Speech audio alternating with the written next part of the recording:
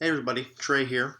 Wanted to do a forecasting discussion on this upcoming severe weather event that we have for tomorrow here across parts of the southern plains. This is really the first big event we've had in quite some time for at least Oklahoma. We've had, as you may know, with the exception of 2019, the last few years have been pretty quiet during the spring for Oklahoma itself, and that's going to change as we move into fall here. As you can see, for our day two, we have an enhanced risk here across much of Oklahoma into far north Texas with a 10%, pretty big 10% tornado area, and also a significant tornado area there across southwest Oklahoma. Also a wind and hail threat as well, so a pretty significant fall severe weather setup. So we're going to take a look, pretty in-depth look here at the setup for tomorrow. There is another setup coming on Tuesday. We will touch on that briefly at the end of the video, but we're going to focus on this video mainly on tomorrow's severe weather setup for Sunday.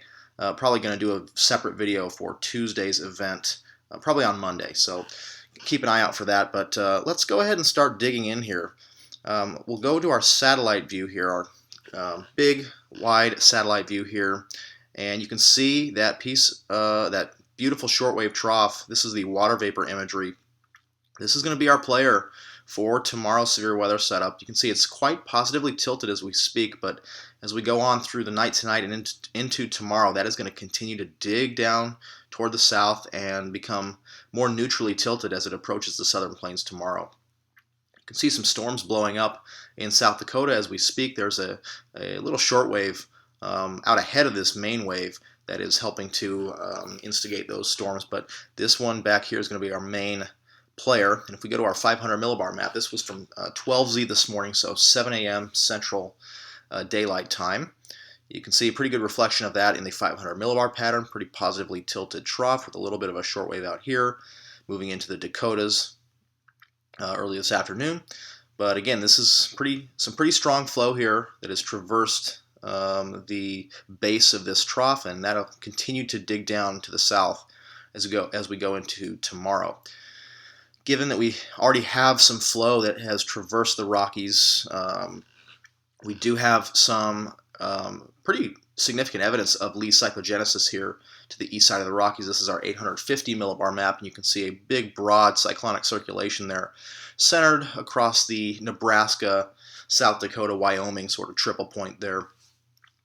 That is not going to be the in play for tomorrow. We're actually, as that 500 millibar trough continues to dig down and that southwesterly flow traverses the Rockies, we're going to get more another sort of reflection of surface cyclogenesis here to the lee of the Rockies here at in the southern plains, and that is going to be our main focus for tomorrow.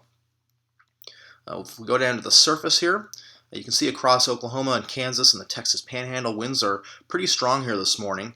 Out of the south or south-southwest at about 15 to 20 knots.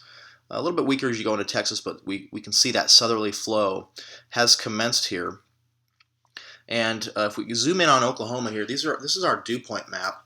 You can see we already have some 60s dew points in place across much of the state. And as far as severe weather goes, that's pretty good that we already have 60s dew points here. We're not going to need a huge amount of moisture transport to get those up into the mid to upper 60s for tomorrow. But the issue becomes when we start looking aloft. Let's take a look at some soundings here from our source region where that moisture is going to come from. And if we go down to Corpus Christi, remember back on our surface map, if we go down, we're seeing mid to upper 60s and even 70s dew points here down toward Corpus Christi and Brownsville. So our surface moisture is pretty good, but if we look at the soundings here, this is Corpus Christi. And you'll notice a big batch of dry air aloft. This moist layer goes up to about 900 millibars. It's very, very shallow. You can see a number of inversions here. There's one here just below 700 millibars, then one at about 850, and then one near the surface. So very warm, dry air aloft here at Corpus Christi above a very shallow moist layer. So that leaves me a little bit concerned that once we get this southerly, 850 millibar flow, we're going to start pulling some of this dry air, this warm dry air, to the north as well. And if we look at Brownsville, it's pretty much the same story, an even shallower moist layer there at the surface, but very warm, very dry air aloft. And for those of you not familiar with these soundings, the green line is our dew point line as we go up in the atmosphere. The red line is our temperature line. So very, very shallow moist layer with very dry air aloft. And if we get that southerly 850 millibar flow, which the models are forecasting for tomorrow, and what we should get conceptually after we get least cyclogenesis, we should get that 850 millibar flow out of the south as the low-level jet intensifies. That's going to start drawing some of this drier air to the north, and that has me a little bit concerned. And if we go back to the satellite view, this is the water vapor, the upper level water vapor. If we go down to the mid-level water vapor, you can see these yellows and oranges here across Texas down into Mexico. That indicates drier air aloft. It's even more prevalent here as we go to the low-level water vapor. These dark oranges here and almost reds indicate really dry air in the low and mid-levels of the atmosphere. So that has me a little bit concerned as far as the thermodynamics go for tomorrow. And couple that with what looks to be a fairly stout elevated mix layer or layer of warm air aloft that the 500 millibar flow transports out over the plains from west to east. You can see that here's at Albuquerque this morning, some pretty steep lapse rates aloft there. We go down to El Paso, same sort of thing, very steep lapse rates aloft.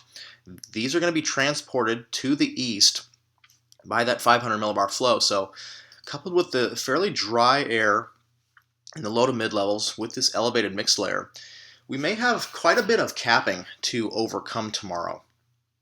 Now this trough is going to be pretty strong. We'll take a look at the models here in a second. So we are going to have quite a bit of forcing from the trough, but will that be enough to overcome this sort of capping inversion? Will the warm sector stay capped through much of the day? So we may need some sort of forcing mechanism at the surface, a la a cold front or something, to force the storms through that capping inversion and get the storms to initiate. We'll see. This is a pretty strong trough, and we'll take a look at the models here. We'll take a look at the NAM, the GFS, and the Euro, and see how things progress. We'll take a look at some forecast soundings as well. But here is the NAM.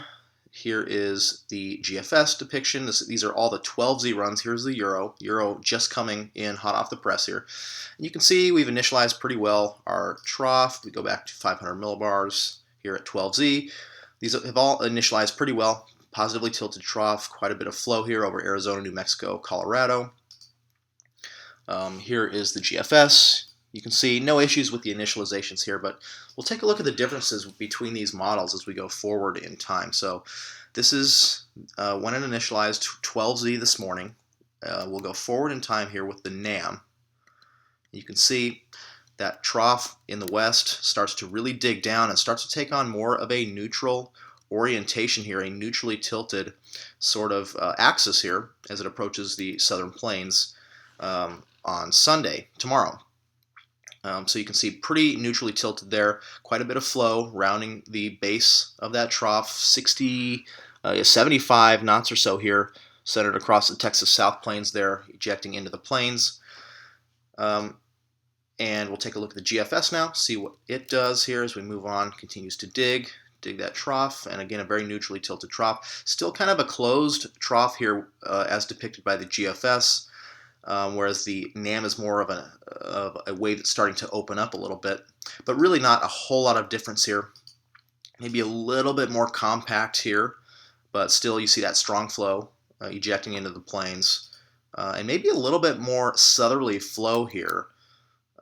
This could be storm induced. You could be getting those kind of that void there right over central and northern Oklahoma. Could be convection induced, but we do have maybe a little bit more meridional or north-south component to the flow here as opposed to the NAM, which is more out of the southwest.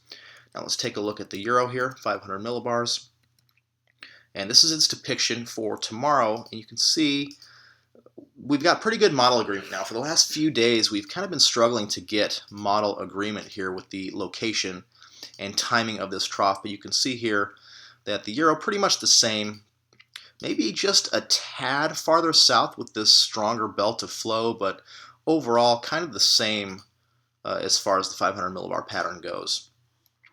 So let's go down to 850 here and see the differences among the models here. We'll start off with the NAM.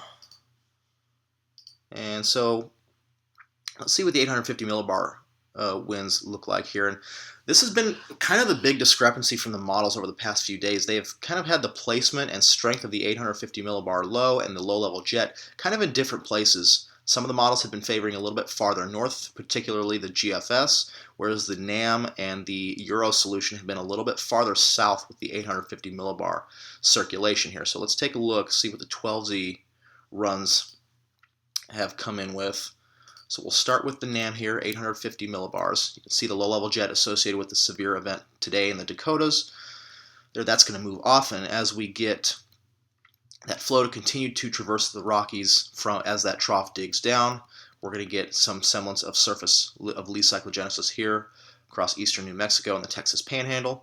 And so here is our position for the NAM 850 millibar low. You can see by 0Z, even by 21Z, we have this strong low-level jet in place, 40 plus knots, and only strengthens overnight, approaching 60 to 70 knots there across southwest Missouri, northwest Arkansas, northeast Oklahoma there. So very strong low-level jet that continues to strengthen as we go into the overnight hours. So our lobe of strongest sort of 850 millibar flow there, centered from basically kind of the I-44 corridor eastward in Oklahoma.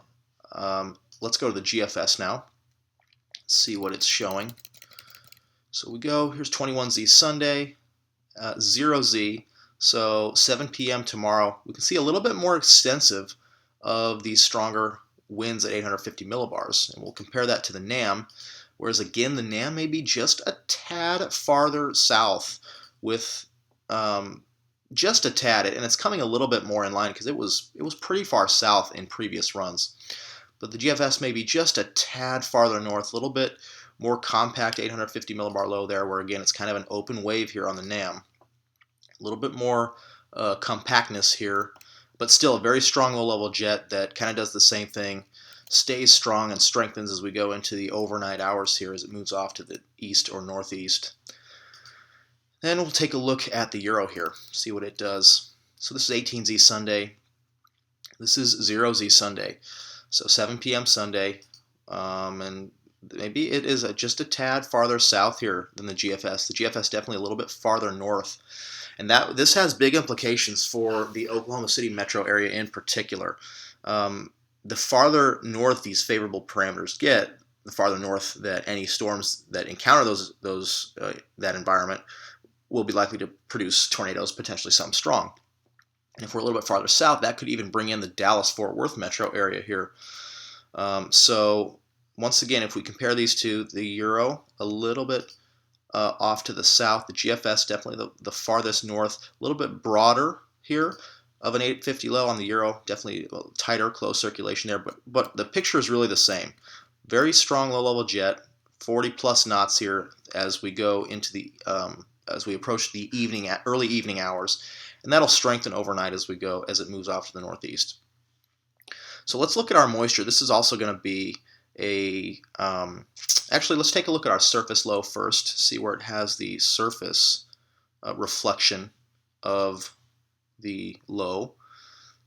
This has also been quite different among the models over the past couple days, this and the moisture return, which we'll look at in a little bit. Actually, we can go to the dew point here. That should show, yeah, that'll show the pressure contours. So we can kill two birds with one stone here, looking at both the moisture and the surface pattern here. So this is the NAM.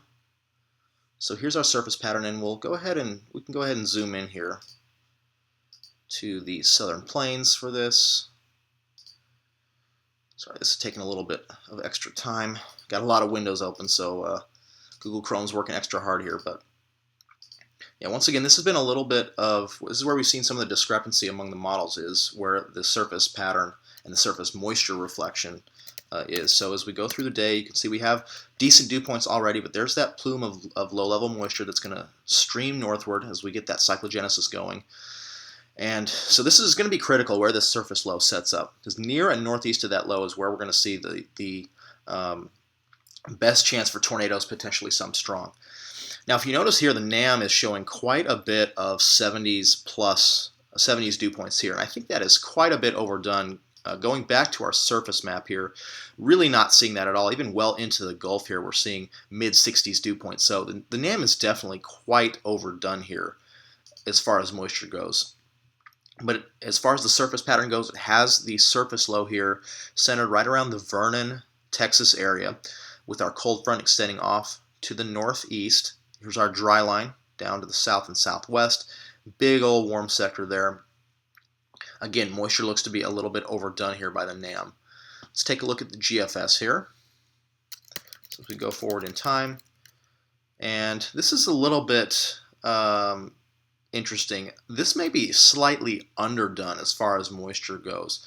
Only showing about mid-60s, a little bit of a plume there of upper 60s dew points. This is at 0Z, and you can see it's got kind of a more, here's the surface low at 21Z, kind of at centered around the Childress area there in northwest Texas. And then it kind of elongates here as we get to 0Z. So still some discrepancies here where the surface low and that triple point where that dry line and the cold front intersect each other. There's definitely some differences there.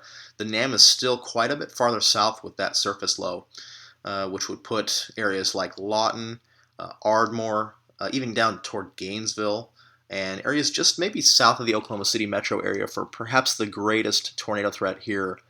And then Oklahoma City would likely get a more of a line of storms here with strong winds and damaging wind gusts. We take a look at the GFS solution. This would definitely bring Oklahoma City into play. Oklahoma City right about here. Here's Norman. That triple point sets up just to the west-southwest of there. So right around the Chickasha area toward Tuttle, El Reno. That's right where that triple point sets up. So the storms would be firing here and moving off toward the northeast, putting Oklahoma City metro area in play for that. But interesting that the moisture return is kind of meager here up into the surface low at 21Z. That may be a little underdone.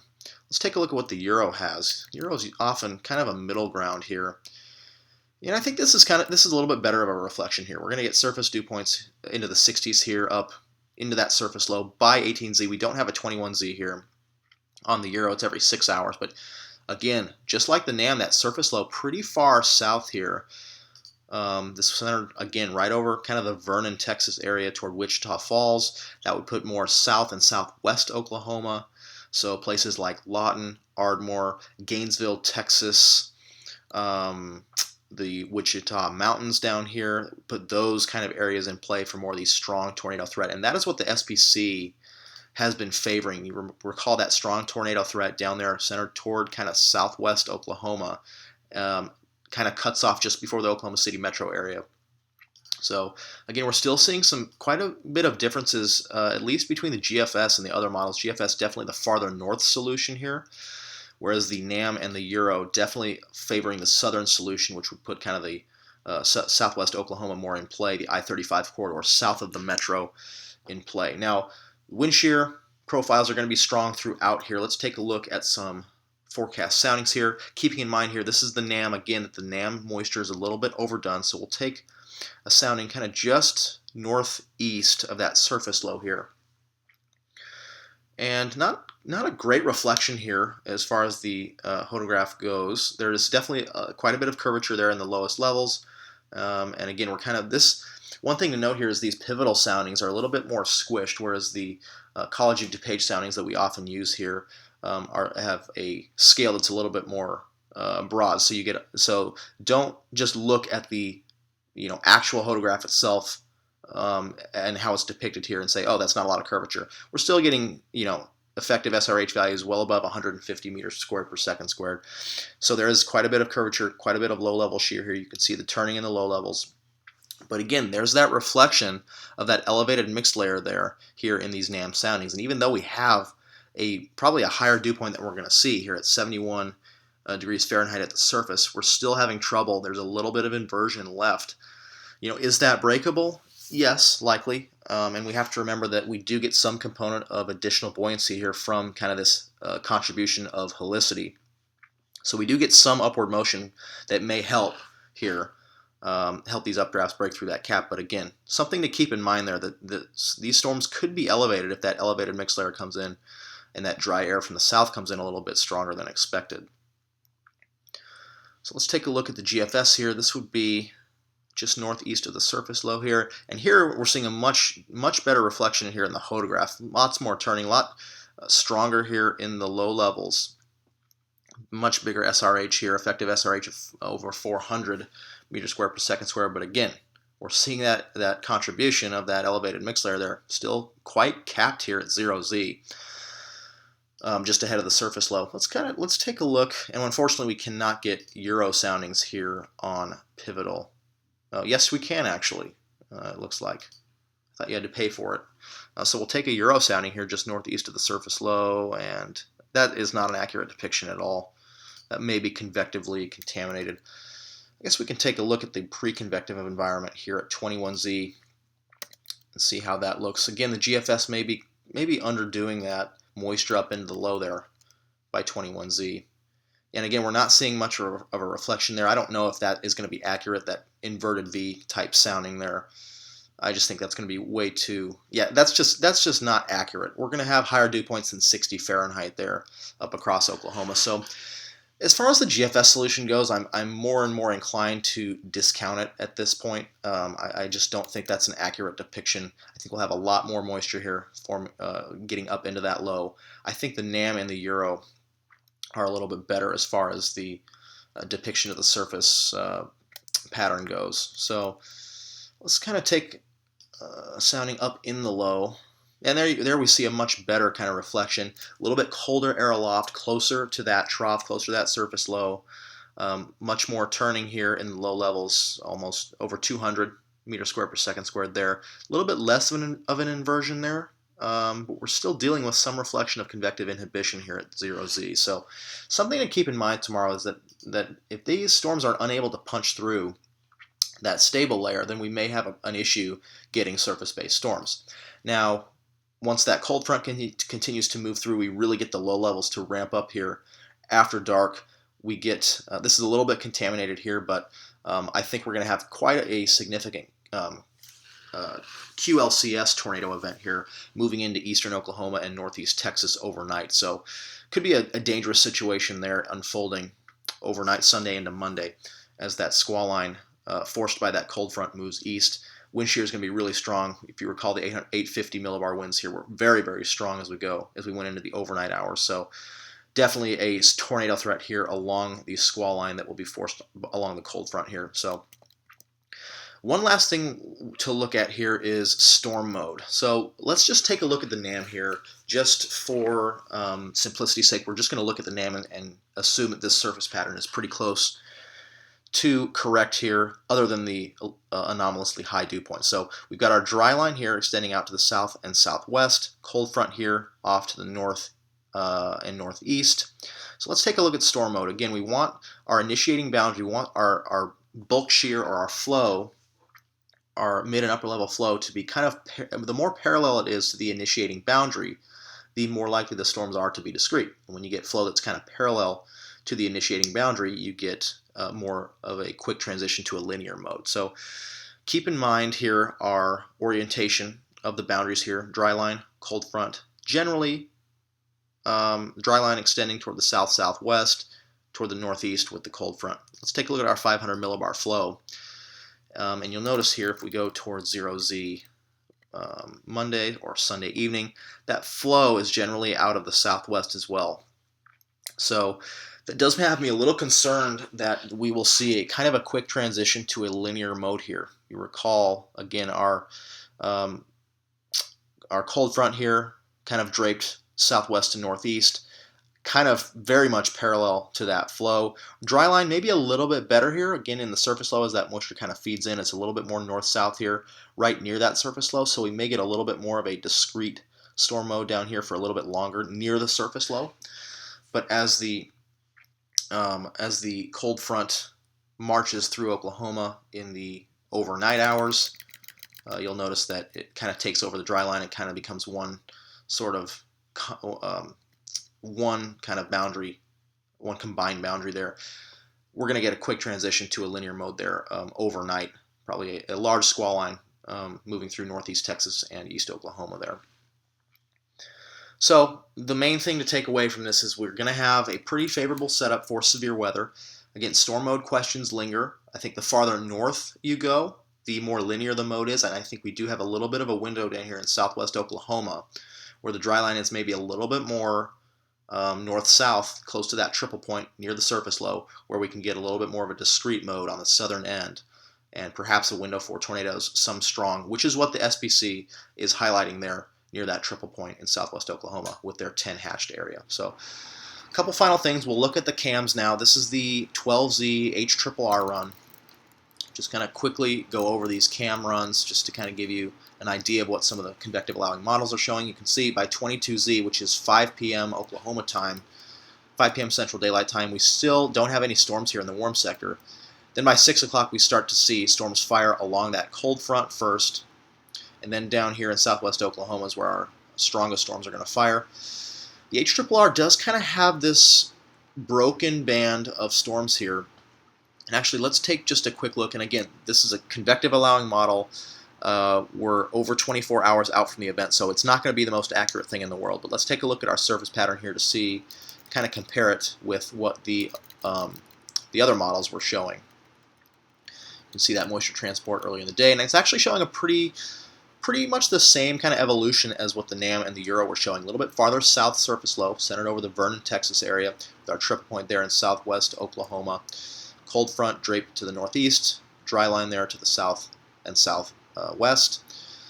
And again, you can see kind of a north-south dry line here, which is why I think the HRRR is showing a little bit more of a reflection of discrete storms for Sunday evening here. And I know this video is kind of droning on a little bit, but this is the first big severe weather event Oklahoma's had in quite some time, so I want to get the best information out there and the most thorough information out there to everybody. But again, you see kind of that broken band here, especially toward the southern end where we could have tornadic supercells ongoing. Let's just for kicks take a sounding just to the southeast of that, in the inflow region of that southern end storm, and you can see that's a little bit contaminated here. So maybe a little bit more of a reflection in the photograph, but than what is going to be in reality for an uncontaminated sounding. But you can see very, very favorable photograph for tornadic supercells here. Lots of curvature in the low levels, over almost 500 meters squared per second squared effective storm relative helicity here. Not quite as much of a reflection of that inversion, although that surface-based SIN still a little bit high there, minus 181 there. Mixed layer SIN about minus 67. It's getting up there. Again, that is a concern for these storms. Will they be surface-based here toward the southern end? You can see they're going to move off quite quickly. Perhaps that is a sign that they're a little bit elevated here.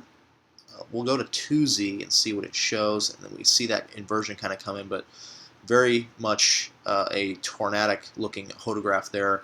And then we see that the storms fire to the south near the Dallas-Fort Worth metro area, and farther south into central Texas there along the cold front, kind of dry line combo boundary there. Definitely will have a tornado threat within this squall line, for embedded mesocyclones there. So looks like we do have a chance for discrete storms here, at least on the HRRR. Question again of whether or not they will be surface-based. It remains.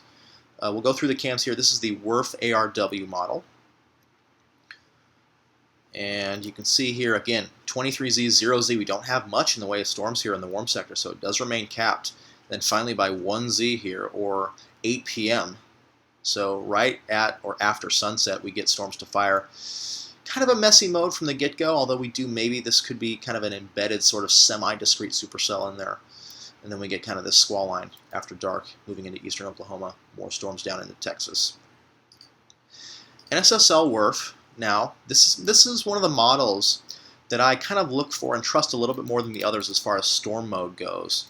And this was interesting this morning when I first looked at it. Again, you notice that the warm sector stays capped for much of the afternoon, then finally by 0Z we get storms here down in southwest Oklahoma. But the one thing to note with this model is that we have a much more discrete mode down here, kind of this lead supercell out ahead of the line here, moving just south of the Oklahoma City metro area. There's Norman right there. So that would be affecting places like Ardmore, Sulphur, Wynnewood, with the tornado potential there. Again, I don't have soundings here, but the question remains: are these going to be surface based? And then again, as the other cams were showing, squall line moving through Texas and eastern Oklahoma into southwest Missouri. Greatest tornado threat with embedded tornadoes up here going to be in northeast Oklahoma and southwest Missouri, northwest Arkansas after dark here. So that you can kind of get the picture here, I do think overall there's going to be a threat for semi-discrete storms, at least down here in southwest Oklahoma, along that triple point down here, kind of along the Red River, just south of, I think, Lawton area would be a good place to stage tomorrow afternoon. Looks like this southern solution is favored. The GFS may be a little bit too far north with its surface pattern here. Again, the NAM a little bit more overdone with dew points. I think a safe bet is we're going to see, I think, low to mid 60s dew points given what we're seeing down in Texas right now. These kind of mid 60s will propagate up here north into Oklahoma. But regardless, it's going to be a significant severe weather event, whether it's tornadoes or more of a damaging wind event. I do think chance for strong tornadoes is there, given the parameter space down here, especially early on in the convective life cycle, southwest Oklahoma toward the Oklahoma City metro area. OKC metro area needs to be on high alert tomorrow because this 10% tornado area does extend all the way even up toward Tulsa for the kind of that squall line as it moves off to the east. So damaging winds, large hail, and tornadoes, perhaps some strong, going to be the threats tomorrow. If you live in even the slight risk areas here, and even down in toward central Texas, Waco, Austin, that squall line could pack a punch as it moves toward you in the overnight hours, but especially Oklahoma, far north Texas, even the Dallas-Fort Worth metro area, Oklahoma City, Tulsa. Definitely keep an eye on the weather tomorrow throughout the late afternoon and evening hours into the overnight hours Monday morning. Definitely going to be a pretty potent severe weather event here for Oklahoma, at least for October standards. So if you live in these areas, stay safe. If you're chasing tomorrow, be safe out there. It's going to be could be a pretty significant day. So thanks for watching. That's all we have for now. Again, don't really have time to go through Tuesday's event here in this video since we've gone on pretty long with tomorrow's event, but we'll probably do a separate video for Tuesday's event on Monday, so keep an eye out for that. But for now, thanks for watching. Stay safe if you live here in Oklahoma, Texas, northwest Arkansas, southwest Missouri, and we will perhaps catch you tomorrow with another video. If not, stay safe, and thanks for watching.